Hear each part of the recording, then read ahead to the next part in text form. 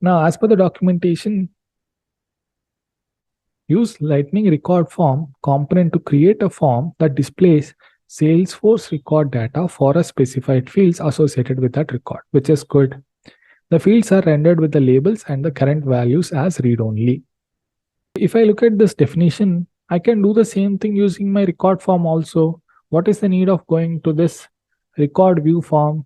That is where this point comes into picture, where it says you can customize the form layout or provide the custom rendering of the record data. If you do not require customization, go ahead and use the Lightning record form instead. So it is saying that if you want some customization on where it needs to be displayed, provide some rendering on the record data, then use your record view form, or else go with your record form because it has out of the box features which can directly display the information that you want from that particular record. Again, why do we use this? Components that are available, base components that are available, we do not have to write any Apex controller in terms of displaying it. And it also takes care of the field level security and the sharing for us. Now, in order to test this component behavior, let's go back to our VS Code and start working on it. Since these all components are related, I'm making use of the same component I was working earlier. So that way it would be easier for us to focus on one new change that we're introducing rather than looking at the entire component and writing it once more. So I've commented out the previous section. This time we are looking at Lightning record view form. I'll just update the title of our component as well. And I'll go ahead and write the syntax for our Lightning record view form. Right, so what are the attributes it takes? It takes record ID, object API name, and interestingly, if I go back to the documentation here, it doesn't talk about the fields that we need to specify. If I go to the specifications here, we have record ID, we have object API name, and an optional fields, the optional fields for that record, but it is not accepting the fields as a attribute, just like how we did earlier. Now, how do I display that fields? In case if you want to display this view form in a read-only mode, go ahead and display the fields in that output field tag. So we have a container, which is basically getting the records. Now it is up to us on what all fields that we wanted to render in this section. All right, so we have the framework. Inside that framework, we need to specify what all fields that needs to come into picture. From our previous exercise, I know if I specify record ID that has been exposed as @API, I will be getting the record ID. If I expose a property with name, object API name, it would get me the API name of the object on which this component is added. So now is the time where we need to specify what fields we need. Right, so this is my record view form. Inside this section, I need to specify what fields needs to be displayed to the end user. So I'll write Lightning input field, not the Lightning input, because we are talking about fields. I have just used Lightning input field as a tag here. Now, what all things that I need to specify here? For the Lightning output field, we need to specify the name and provide the API name of the field that we want to display. In case if you do not know the syntax of your Lightning input field, just search for input field, open that documentation, and you would be able to understand how exactly it would work. In case if you want more details on what all attributes are present, go ahead and look for the specifications where you would be understanding what all attributes that are present for you to play around with. Right, so what are the attributes that we can use? We have a field name that we can use, which is a required attribute that we need to specify. What is the value that needs to go in? The API name of the field to be displayed. So that is what we'll be doing in our component as well. If I go back to the record view form and look out for the example, it also talks about the same thing. The attribute that I need to specify is not just name, it is a field name that I need to pass. So with that understanding, what I'll do, I'll quickly copy this code from here so that I can use it in my LWC component. So once you understand what you need to do, everything would fall into place. You just need to understand which piece of code that you need to copy from the documentation. So that way you can make changes in your LWC component to reflect your requirement. And also you can leverage the help that we are getting from our ID, which displays all the attributes that are present. You do not have to go back to your component library every time to understand these details. In case if you are stuck and you know this, it accepts one parameter, but you do not know what exactly it is, you can look for the attributes that are present by hovering on that tag, and you can understand from here, okay, it takes field name, and I can go ahead and use that here. Now, what is the value that needs to go in here? Right, so it is a single field. So I cannot specify multiple fields like this. Right, so for that reason, I'll just comment out this section. Make use of the attribute that I have. So I'll say name field, and I'll pass a value as origin. Right, so this is what I've done. I'm passing the value as origin here. If I read through this property, does it call out what exactly it is holding? The answer is no. So that is where let's change this a little and say origin field. Right, I'm using the camel casing here.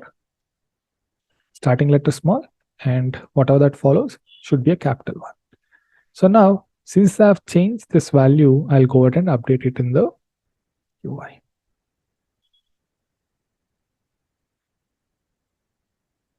Right, so I'll go ahead and update this piece on the UI. Now, what if I want multiple fields here? I can go ahead and create few more properties to display that information.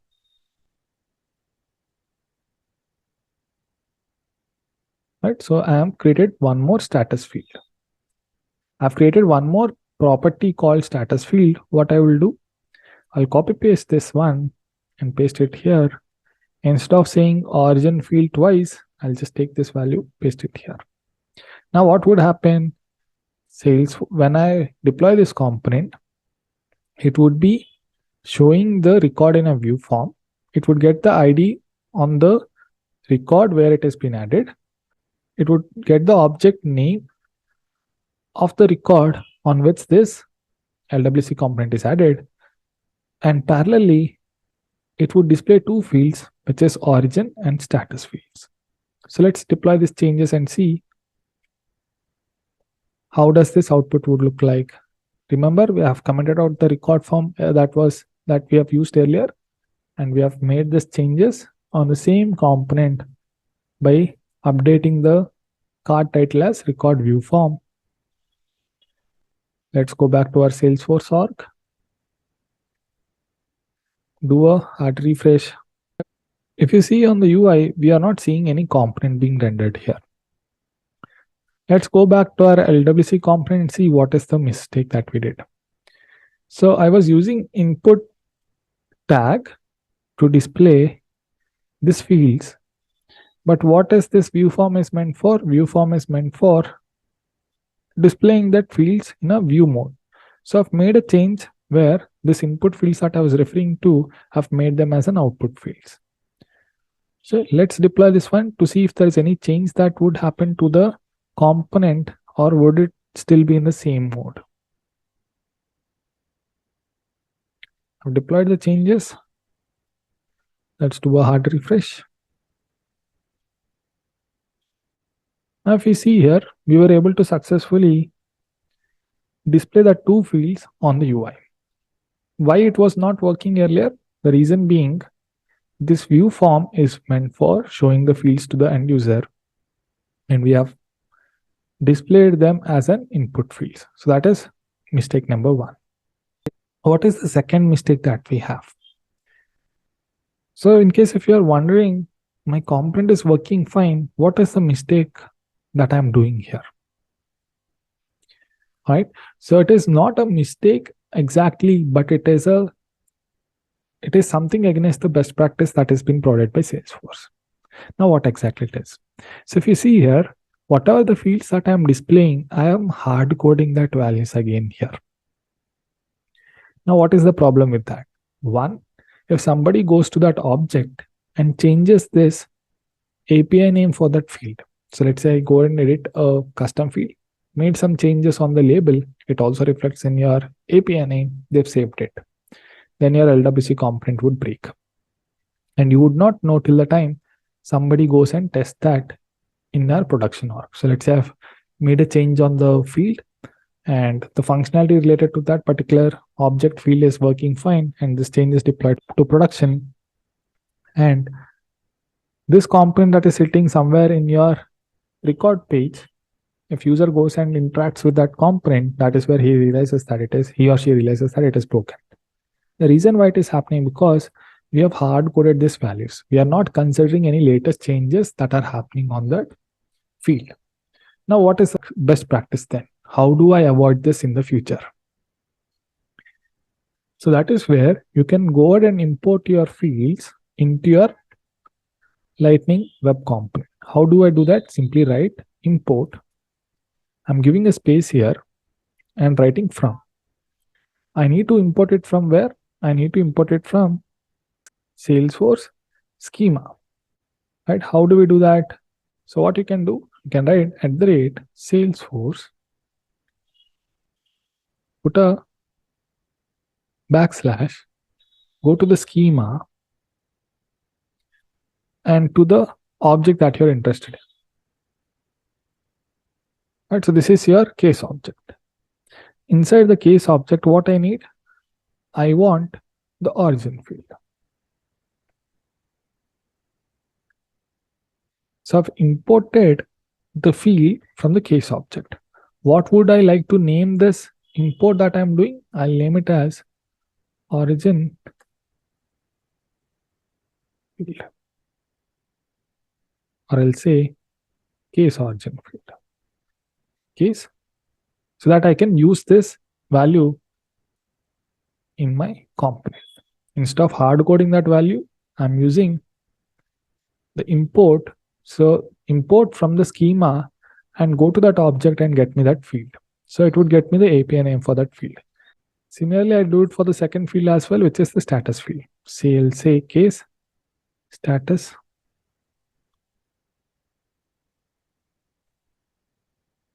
If you see here, this name can be anything. We need to specify from where we want to get that field from. So I want to go to the case object and get the status field from there. All right. Now, if you see here, these are not highlighted like this. So if you see, they are kind of grayed out. The reason for that is we have imported these fields, but we have never used them in our component. Now, if you see here, we have imported these values. Currently, if you see, they are in grayed out. The reason for that is we have imported some values, but we have not used them. So how to use this one? Instead of writing this hard-coded value, you can simply pass this value to the corresponding attributes that we have set. So as soon as I do that, this line got highlighted and this is still grayed out. The reason being, I have not used this value in my code, in my JS file. That is why it still is grayed out. So as soon as I do that, it comes to the life. Now what we did, for this origin field, that is a property that has been used on the UI, for that value, instead of hard coding that as an origin value, we are getting it from the object. By doing so, there are two advantages. One, any changes to this origin field, be the API name change, it is automatically taken into consideration. We do not have to worry for it. The second advantage is if somebody goes and deletes the origin field, be it a custom field or a standard field, let's say somebody deletes it. Be it a custom field, somebody goes and deletes it. If you delete a custom field, Salesforce will give you a list of places where it has been referred. It says that it has been referred in a report type, it is referred in a validation rule, it has been referred in XYZ place. Similarly, it would also call out that this field has been referred in your LWC component. So that way you can go ahead and understand, okay, what is the dependency of this field in this LWC component? You would first fix that and then proceed with the deletion of that field. That is also a second advantage by importing your fields rather than hard coding the values for your API names. If you ask me, we could have done the same thing in our Lightning record form also. What is the point of we proceeding with the record view form? In your Lightning record form, we do not have an option to customize how the field would look like. We do not have a way to design the page or to do some processing on the fields that you are displaying. But if you see here, I have an option to add some styling to this field. So what I'll do, I'm just exploring an example that would help us understand what is the level of customization that we can do here. I'm adding a div tag. To that div tag, what I would like to do, I would like to add a background color. I'm creating a div tag and I'm adding a style to it. So what I'm doing here for this output field that I'm creating here, I'm just adding a background color of this gray stone. So let's deploy this change and see how exactly it would look like. If I go to my Salesforce org, do a hard refresh, one of the field, origin field, should have some background color around it. This is all happening because of the level of customization or the way that I can display the fields that are being rendered from the view form. So this is how you can explore few customization options once you have the desired fields that you want to display on the view form. This level of customization is something that is absent in your record form. So that is why if you do not need any customization, go with your record form. In case if you want to play around with how does the component should look like by providing some kind of a customization, go with your record view form interface in case if you want to display that information to the end user. That brings us to the end of this topic where we have explored how can we use the record view form. We have also talked about what are the things that you need to keep in mind in terms of taking a call whether to go with your record form or record view form.